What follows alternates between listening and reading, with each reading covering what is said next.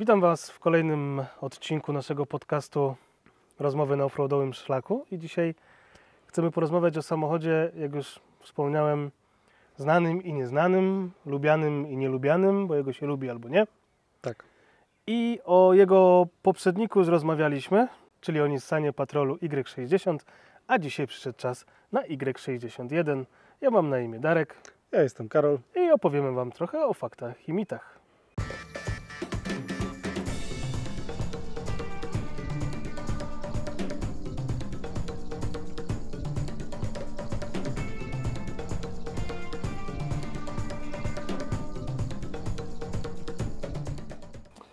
No to począwszy od tego, że to jest tak mało znany model, bo problem jest taki, że wszyscy do tych aut, czy do 60, czy do 61, wszyscy się porównują. Nieważne co masz. No to jest Nissan Patrol. Ale jak tak popatrzysz gdzieś tam po innych krajach, także ten Nissan Patrol też nie jest jedynym takim wyborem, takim oczywistym. Nie wszędzie jest takim numerem 1, nie? Nie. Powiedziałbym, że raczej poza tutaj naszą częścią Europy, czyli powiedzmy, że Polska, Rumunia, może w Rumunii nie jest najpopularniejszy, ale na pewno jest sławny. Słowacja, nie? Słowacy też Czesi. mają. No Czesi to tak mało mają wspólnego, moim zdaniem mało mają z offroadem, ale w Holandii też się zdarza, w Hiszpanii, generalnie tu gdzieś w Europie jest. W Azji też się zdarza, no bo to auto jest generalnie azjatyckie. W Afryce rzadziej, w Australii też rzadziej, ale na przykład w Stanach Zjednoczonych, wbrew wszystkim opiniom, nie istnieje. Nie był tam importowany, nie był tam sprzedawany oficjalnie, aczkolwiek są grupy, gdzie sprzedają tam te patrole. Tak. Bałkany też raczej nie Patrol, jeżeli to nie jest samochód, który przyjechał na Bałkany. A nie, zdarzają się, ale to jest raczej takie, bym powiedział, incydentalne, nie? Jeżeli chodzi, no generalnie w Polsce patrol to jest takie, Tak. masz patrola, to... Fakt na temat tego, czym się różni od swojego poprzednika, bo Y60 to był udany model, jest też popularny. Tak. I teraz, dlaczego miałbym wziąć Y61, a nie Y60? Takie najważniejsze rzeczy. No 61 jest na pewno bardziej komfortowa w stosunku do 60. Dwa, w środku jest więcej miejsca. Jest to auto takie trochę bardziej cywilizowane. Na przykład ma mocniejsze mosty. Tak, są mocniejsze mosty w 60 w porównaniu do 60. I poza tym masz możliwość, że kupisz z fajniejszym silnikiem benzynowym. No bo tam były te duże benzynki, nie? No 4,5, 4,8, te pod koniec produkcji się zdarzały. No to są tak. No 4,2 były bardzo rzadko, ale się zdarzały. Dobra, no bo w 60 wybór silników był dość nieduży, skromny. 2,8, 4,2 z diesli. Były tam jakieś 3,0, nieważne, ale nie tutaj. Tu nie było. 2,8 ten, tutaj masz 2,8, tu masz 3,0, masz 4,2 w diesli. Tam masz 4,2 benzynę, a tu masz 4,5, 4,8 w zależności od roczników. Okej, czy te silniki 2.8, które były tu i tu, to jest jedno i to samo, czy tam Nie. była jakaś zmiana? One się delikatnie różnią. Generalnie słupek tłoki i tak dalej, dół silnika praktycznie jest taki sam. Różni się trochę dolot, różni się trochę turbina, występowały wersje z interkulerem, bez interkulera. Generalnie różnica była zazwyczaj pompą w wakum. To znaczy w 61 już są modele ostatnie 60, w których też występowały pompy wakum. Generalnie nikłe różnice i tam delikatnie mocowo się różniły. Okej, czyli te same patenty na podnoszenie mocy. A jeszcze głowicą się różniły. Te starsze głowice były na szklankach, te były na hydropopychaczach i takie tam detale. Okej, czyli Tak, turbina od Audi, ale tam była już mechaniczna pompa, tu była elektroniczna pompa, chyba że w tych późniejszych modelach. Generalnie mechaniczną pompę się bierze z 60, wrzuca się do 61. Okej, i wszystko śmiga. Dobra, no to pod względem w takim razie tego, że jak sobie ten samochód radzi z korozją. Czy to jest coś ponadprzeciętne, czy to taki standard japoński? Ja bym powiedział, że taki... Jak w tej naszej skali? Ja bym powiedział, że to jest tak gdzieś koło piątki i to tak faktycznie koło piątki, jeżeli chodzi o rudą. Nie rdzewieje jakoś dużo bardziej niż Toyota, nie mniej niż... No generalnie gdzieś tam w połowie skali. Nie jest to jakiś wybitny przypadek o nierdzewenie, nie jest to jakiś wybitny przypadek, jeżeli chodzi o rdzewienie. Zazwyczaj problemem jest to, że użytkownicy. No właśnie, czy da się to kupić w takich rozsądnych pieniądzach? Bo mieliśmy odcinek o Patrolu za 25 000 Y60, a ile trzeba wyrzucić, żeby mieć samochód, który się nadaje do jeżdżenia. I to jest problem. I to jest problem, powiem Ci, że w określeniu. Dlaczego? Bo rynek patroli jest tak pokręcony, że są sztuki, które jesteś w stanie kupić na przykład w cenie złomu i się nadają, i są ludzie, którzy na przykład sprzedają auto za 100 koła, które ma dziury w ramie. No, być może jest przygotowane na wyprawę. Pewnie Nie, właśnie oglądałem sam auto za 100 koła. BMK 6 HP, 26, prawdziwie 28. Podchodzisz pod auto i śrubokręt w ramę. I gość mówi, że no przecież to jest 20-paroletnie auto, czego się pan spodziewał? No nie wiem, no za 100 koła bym się spodziewał, że to auto będzie zrobione tak jak trzeba. No 100 koła to jest mokry sen niestety wielu osób, żeby wydać tyle na terenówkę. Życzę wszystkim, żeby mogli sobie pozwolić na taki komfort, ale no dla mnie to jest nie fair ze strony sprzedawcy, że auto wystawia za tyle i jest problem. Moim zdaniem bazę koło 40 trzeba za takiego cywila wydać, w zależności od wersji, bo na przykład za GU4, GU4 też jest 61, to jest GU1. Jest GU1, GU2, GU3, w zależności od liftu generalnie, który był. To jest bardziej skomplikowane, ale z założenia było tak, GU1 to jest wersja z 2.8, GU2 wychodziły z 3.0, GU3 było liftem z 3.0 i GU4 był z tymi takimi nowszymi, z takim chromowanym grillem, z taką siateczką. One miały trochę zmieniany przód i one już wychodziły tylko i wyłącznie z 3.0. Pierwszym, czyli tym słabszym, oraz tym z Common Railem, i wychodziły już z tym 4.8. To tak w skrócie. Okej. Co o tej w takim razie niezawodności patrola? Tutaj chyba trzeba byłoby to podzielić na o czym konkretnie mówimy i co to jest niezawodność. Czy mówimy o tej pancernej kwestii mostów i napędów, a druga rzecz o tej całej reszcie, która jest, czyli elektronika, osprzęt, silnik. Generalnie poza tak naprawdę jednym silnikiem, który zazwyczaj ma największy, jaki jest jego problem, to są poprzedni właściciele, to te auta po prostu jeżdżą. One nie mają jakichś takich bolączek typu... Tak, napędy są... Dobra, zacznijmy od początku tego, co jest najbardziej. Napędy są generalnie legendarne, tak? 40 łykają i to jeździ. Most jest przewymiarowany do tego samochodu, koniec, kropka, tak to zrobili Japończycy. Reduktor też przewymiarowany, on po prostu jeździ. Zepsujesz reduktor w patrolu, no jesteś zdolnym graczem. Tam nie ma łańcucha jak w Nie, łańcuch Jeepie? jest. Jest tak samo? To jest łańcuch. Tak, Tak, to jest łańcuch. Okay. Tylko łańcuch, nie łańcuszek, łańcuch. Tam jest konkret po prostu i to sobie jeździ. Wymieniasz olej, wszystko, jesteś happy, jesteś szczęśliwym człowiekiem. Ja pytam, bo ostatnio właśnie mi się przypomniało, bo oglądałem relację z jakiegoś rajdu i był bardzo dobrze znany dźwięk. Tyk, tyk, tyk, tyk, tyk. Tak? Był Tak, ten był. Kałasznikow? Tak, strzelający. No zdarza się, no generalnie ten reduktor jest przewymiarowany, więc te napędy są bardzo pancerne. Jeżeli skrzynie z 3.0 na przykład są bardzo pancerne, z 2.8 już mniej, ale na 2.8 jeszcze sobie wytrzymują tyle, ile powinny wytrzymywać. Mówię, że manual, a co z automatem? Oporny, mozolny, wolny, po prostu stary automat, który sobie jeździ. On się bardziej turla. On jest tak, on po prostu, każdy silnik, jaki tylko ma do siebie spięty, pozbawia wszelkiej godności. On jest taki... Czyli raczej to nie jest polecane zestawienie z automatem. Nie, no są ludzie, którzy są zwolennicy tego, ale generalnie ten automat jaki tu jest, to jest, automat fabryczny jest taki bardzo mozolny, no, bardzo mulasty. Myślę, że to naprawdę z dobrym silnikiem to spiąć, żeby to coś muliło, ale nadal to nie jest to, co możemy mieć, nie? Dobra, co w takim razie z silniku było? Reduktor był, mosty były, skrzynia była, no to w takim razie jakieś osprzęty, turbo, tego typu rzeczy. No problem jest tak, z 2.8 generalnie dopóki seperka to seperka. To są silniki, które robią po 400, po 500 tysięcy, one mogą sobie robić. Problem jest z nimi na schłodzeniu 6 cylindra, że tam jest źle zrobione i tam się kotuje płyn chłodniczy, trzeba odpowiednio dorobić chłodzenie, temat załatwiony. Turbo jest stosunkowo małe, po prostu słabo wstaje i to jest ten jego problem. Zrobi się parę rzeczy i na stosunkowo gołym samochodzie jeździ. Tylko tam, gdzie jest jego sufit, tam po słapach nie jest jeszcze podłoga. W 3.0 silnik, który miał więcej momentów, fajnie sobie radził, no, ma większe odejście, jakkolwiek możemy powiedzieć, że większe odejście, ale to jest silnik, który też jest niedoskonały. Ma trochę wad konstrukcyjnych, przez co jeżeli o niego się nie dba w odpowiedni sposób, to te silniki po prostu padają, wybuchają. Jaka jest ciekawa różnica pomiędzy słowem niedoskonały, a nie byciem doskonałym. Tak. No, to jest takie... Powiedziane dokładnie to samo, ale jednak inaczej. Jedyny plus 3.0 jest to, że skrzynię tam potem można zaadoptować do jakiegoś swapa, tak?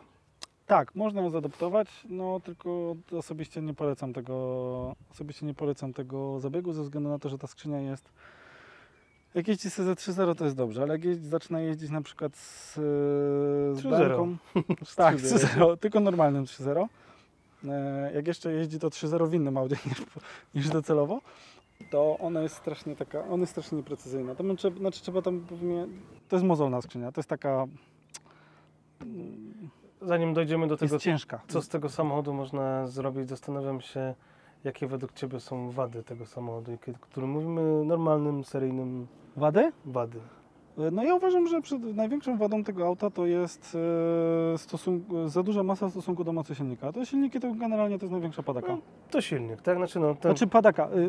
Te, które silniki, co są tutaj, są padaką, bo gdyby Japończycy zrobili 4.2 z turbo i zostawili w tym, to byłby świetny samochód. Tak jak Toyota. Toyota miała takie 4.2, około 170-180 koni, 80 zapierdziela. Dobra, mamy też jako plus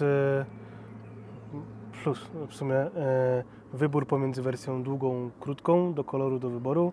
Nie każdy musi lubić jedną i drugą, ale są do wyboru, tak? Tak, są. No i krótka ma tą wadę, że ma te same drzwi, co długa, więc przez tak małe drzwi musimy wsiadać w fotela, który nie kładzie się jakoś bardzo do przodu.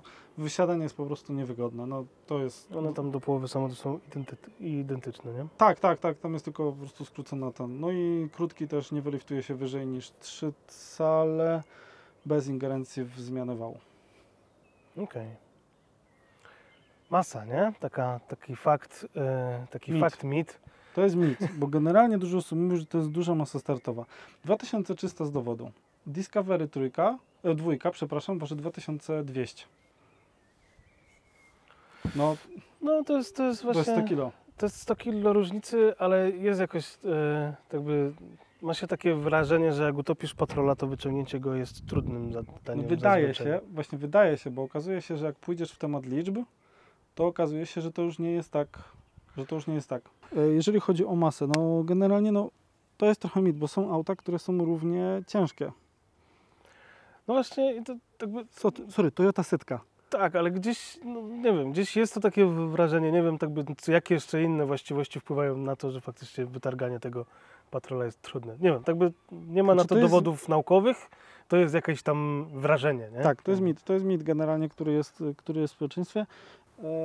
No i kolejną, to jest mit, który trzeba przetestować, co po prostu powiedzieć, ale kolejną wadą, moim zdaniem, to już jest faktem, stosunkowo słaby wykrzyż. W stosunku do jeepowców Patrol nie ma takiego wykrzyżu i nigdy nie będzie miał takiego wykrzyżu, jak mają na przykład Wranglery. O tych samych liftach, o tych samych kołach i tak dalej. No tu możesz najwyżej docisnąć gaz do dechy i się nie przejmować, tak? Tak, no tak, ale tylko jakby chodzi o kwestię jakby jazdy wiesz, teoretycznej, nie? Bo jazda trialowa, no to nie powinna tak wyglądać, no ale... To w takim razie dlaczego patrolowcy to są ciśnieniowcy? No właśnie dlatego. Właśnie dlatego, że brakuje, powiedzmy, że silnik jest za słaby w stosunku do masy. Trzeba pędem. Jak staniesz, to już nic z tego nie będzie. No ale sam widziałeś, że generalnie widzisz, seryjne 2.8 jeździłeś, no może nie ze seryjnym, troszkę dubnięte 2.8 jeździłeś na 38, to było 38,5 w tym aucie. Jeździłem, pamiętam. No jeździło, tak, bo tam spoko jeździło. To będzie gdzieś przebitka, jak to jeździ, nie? Ale z drugiej strony też jeździłem 2.8, który był w tym samochodzie i moim największym zdziwieniem było konieczność na asfaltowym podjeździe przełączenia na jedynkę. Dla mnie, dla jeepowca, to było dziwne, tak by, wiesz, sam fakt, nie? No nie, wtedy tak, znaczy wtedy jeździłeś, wtedy jak jeździłeś jeszcze 4.7, to już w ogóle, 4.7 V8 to już w ogóle była przepaść, nie? To racja, 2.8 generalnie, to jest słabowy silnik, w porównaniu do tego, co jest teraz, to jest nieba ziemia. Ale ma potencjał, nie? Ma potencjał do zmian i tu już się otwiera trochę taka inna bajka. To jest konieczność. To jest w pewnym sensie konieczność. To jest tak jakby ewolucja. Tak jakby jak idziesz do szkoły podstawowej i tak dalej, no w pewnym momencie jest jakiś taki etap, że kończysz na studiach, nie jest jakiś taki przyjęty. To jest tak samo z modyfikacjami, po prostu ten swap jest taką... Ludzie, którzy nie jeździli albo twierdzą, że ten swap jest niepotrzebny, nie jeździli autem ze swapem, z dobrym swapem. No bo to generalnie to auto zaczyna jeździć, dostaje trochę mocy, sporo. 2 razy tyle. Dostaje momentu, to jakby jest tańsze, bo pali mniej z tym wszystkim. Tak. I generalnie jest takie dojrzalsze, takie robi się, powiedziałbym, taka cywilizowana Toyota z trochę wyższym możliwościami, jeśli chodzi o silnik, o przyspieszenie. No Tak? moim zdaniem Toyota to jest tak, znaczy Toyota generalnie mówimy o tych wyprawówkach, typu właśnie Seata czy coś, to są takie auta ultra poprawne. One cię przywiozą, zawiozą i tak dalej i one sobie będą pyrkać, one sobie powoli zawsze dojadą. Ale one nie mają takiego, wiesz, takiego pazura, takiego wow, po prostu takiego, tutaj gdzieś wleci ten mem, kierowca Land Cruisera i kierowcy Patrola. I to zobrazuje, o co w tym tak naprawdę chodzi. No tak, no to zdecydowanie zmienia jakby całość. Też osoby, które nigdy nie jeździły, jakby nigdy na dłuższą metę nie miały takiego samochodu, to nie wiedzą z czym to się je. I z czym się je 2.8, czy te silniki, i z czym się je swap, bo to jest totalnie inna rzecz. Jakby mając, nie wiem, Mitsubishi Pajero, mając Jeepa jednego, drugiego, trzeciego, jakby nie poczujesz tego, jakby jaka jest po pierwsze różnica i z czym trzeba się mierzyć, nie? Jak to wygląda, jeśli chodzi o prowadzenie. I do tego też chciałem dojść, do prowadzenia. I też łatwość, właśnie, już fajną rzeczą, no powiedz po prowadzeniu, no bo jeszcze jest kwestia liftu, no. Tak, prowadzenie właśnie, które trochę wiąże się z liftem. Jak wyliftujesz, przynajmniej ja mam takie doświadczenia, Jeepa wyliftujesz, on się nie prowadzi już tak jakby seryjnie, za to wyliftowany nie prowadzi się już całkiem. No jest problematyczne. Jest taki amerykańskim, miękkim samochodem, trzeba to łapać, tak? Zawsze mówię, że tak by pierwszy kierownicą to jest ustawienie kierunku, a drugi to trzeba go łapać, nie? Tutaj jest to dużo sztywniejsze, nie? Tak by... No tak, no generalnie konstrukcja zawieszenia. Z jednej strony jest trochę zepsuta, bo z drugiej strony inaczej się liftuje. Patrola się liftuje w specyficzny sposób ze względu na dropboxy. Tutaj generalnie to jest jeden z niewielu samochodów, który klejesz 4 cale i tak naprawdę 4 cale potrzebujesz bardzo niedużo. Znaczy, nie potrzebujesz dużo rzeczy. Trążki, panhardy, tego typu rzeczy, ale wały zostawiasz w spokoju. W długim, bo w krótkim to jest w ogóle patologia. Często się robi dwucelówki, nie? Tak by też... 2 cale jest bardzo fajne, bo właśnie na 2 calach wjeżdża Ci 35 i na 35 Ty naprawdę przejeżdżasz na tych 2 calach. On się fajnie wtedy krzyżuje na tyle, na ile może oczywiście. Na przykład tak, przód się krzyżuje beznadziejnie. Jak schowasz koło w patrolu pod błotnik, to musisz nie mieć odboi i generalnie dużo różnych dziwnych rzeczy, a z tyłu bez problemu chowasz w nadkole. Tył się fajnie krzyżuje, przód jest dramat ze względu na konstrukcję wahaczy. No i to jest stosunkowo tanie auto do liftowania. No tak, no, zacasz 2 cale koło i jedziesz, nie? No, jakby czy 5. Czy od 2 cali się zaczyna dopiero. No tam 6, 8, jakieś tego typu historie, nie? Do 8 cali w ogóle w patrolu, ja nie wiem, czy takie lifty są. 6 widziałem gdzieś, ale to jakieś takie islandzkie klimaty, wiesz. Tu jesteś w stanie zrobić 4 cale, podciąć delikatnie i tu wsadzać 38 koło. No do takiej normalnej turystyki 2 cale jest wystarczająco. Zupełnie. W zupełności wystarczająco jest ten. To jak się zapytacie, ile to jest 3+1. Ale dlaczego? Bo tak. No to jest całkiem podobny temat, jak ostatnio rozmawialiśmy o Toyocie, tak? Tam też potrzebujesz 2 cale, wskakuje 33 i wyjazd, tak? Tak by... Nie 35. 35 tam to... No. No nie 35. No generalnie tu jest to sumowane dlatego 35 ze względu na stosunkowo dużą główkę mostu. Duża główka mostu warunkuje to, że to koło powinno być takie... Faktem jest to, że wsadzenie do seryjnych mostów, niech to będzie Wrangler, niech to będzie WJ, czy jakikolwiek inny, koła 33-35, tu w ogóle nic się nie dzieje. Poza Rubikonem oczywiście, bo Rubikon to znosi, nie? No 35 znosi Dobra, Rubikon. no 35 znosi, Byleby nie na przedniej blokadzie. Bo to... No dobra, powiedzmy, że 35 zniesie. No tutaj Patrola 35, 37, 38 wrzucisz i tak dalej. No wiadomo, że są tacy, co i metalową kulkę zepsują i oczywiście, że tak będzie, no ale to jest to. Ale jeszcze z ciekawych mitów a propos tego samochodu jest tak, że dopóki wszyscy porównują to do siebie do Patrola, znaczy wszyscy porównują do Patrola, bo kolejny po patrolach, tak? Zawsze są. Bo jak oni jeżdżą patrolami, no to w ogóle rozjeżdżają wszystko. Bo mój Samuraj to objeżdża patrole. Bo moja Frontera razy jechała patrole. W ogóle ja widziałem, mój kolega ma patrola. polski offroad... Ja wyciągałem nieraz Patrola. Tak, tak, gnoju. bo właśnie, to jest to samo, że jak ktoś wyciąga Patrola z gnoju, to jak wyciągniesz Pajero, no to okej, no pomogłeś koledze. Jak wyciągniesz Patrola, to jest wielkie high-vibe, bo gość się Patrolem zakopał. Nie wiem, Patrol urósł do takiej rangi nie wiadomo czego po prostu, jakby w polskim offroadzie. To jest nie wiadomo co, no. To jest specyficzny samochód, ma dużo swoich, ma wady i ma zalety i trzeba je znać, ale nie można mówić, że to jest jakieś bóstwo i nie wiadomo co jeszcze. No to tak by ludzie lubią szufladkować, no podobnie jak wranglerowców, tak wiesz, to bulwarówki są przecież. No tak, znaczy... Więc No, to jakby ludzie potrzebują zaszufladkowania, a potem potrzebują wygrywać z tym mitycznym innym. no tak, tylko wiesz, jakby tłumaczenie, ale właśnie zawsze jest to, że bo Patrol taki, bo Patrol siaki, bo Patrol... Ale zobacz, nie ma z żadną inną marką tak. Nie ma tak, że Samurai takie, nie ma tak, że Pajero takie, bo objechałem Pajero. No i co to za problem? Bo objechałem, nie wiem, Terakana. No objechałem, no bo objechałem Toyotę. No to objechałeś, ale objechałem Patrol. O, panie, ty to jesteś gość, nie? Bo Patrola objechałeś. Nieważne czym jechał. Mógł jechać, wiesz, z zepsutym 2.8 bez turbo, ale objechałeś Patrola, nie? To jest ciekawe, że w polskim offroadzie generalnie tak samo ten mit Patrola z BM-ką. No słuchaj, no dopóki w tym aucie nie było Patrola z BM-ką, ile razy jeździłeś ile znałeś Patroli z BM-ką? Tutaj w okolicy. Tu. Jakby poznaliśmy dziesiątki osób, setki osób nawet. Bym powiedział, że Nie dopóki... wiem, no, kilka raptem pewnie. Ale ja nie widziałem żadnego. Nawet nie wiem. No, Jeden gdzieś- widziałem na targach, co stała GU4, No, pamiętam. na rajdach udało się spotkać Ale to były gdzieś w pojedyncze... okolicy. Ale tak, to wiesz, to były Na pojedyncze pojeżdżawki nikt nie sztuki. jeździł, wiesz, bo wszyscy, bo masz Patrola z BM-ką, bo coś tam, nie wiadomo co. Nikt nie zna tego auta. Znaczy nikt, mało kto zna ten samochód, mało kto wie tego SOP-a, ale jest, wiesz, wszyscy, bo Patrol z BM-ką to takie śrakieczowaki. No temat, wiesz, Swapa też nie jest taki prosty temat, bo to się wydaje, że to jest prosty temat. Nie, to jest dopiero temat rzeka, jakbym... Pamiętam, że kiedyś rozmawialiśmy na temat swapów, pamiętasz? Tak. Można się cofnąć do Mhm. odcinku. Ja mówiłem, że to jest trudne, że to jest, trzeba się 2 razy zastanowić.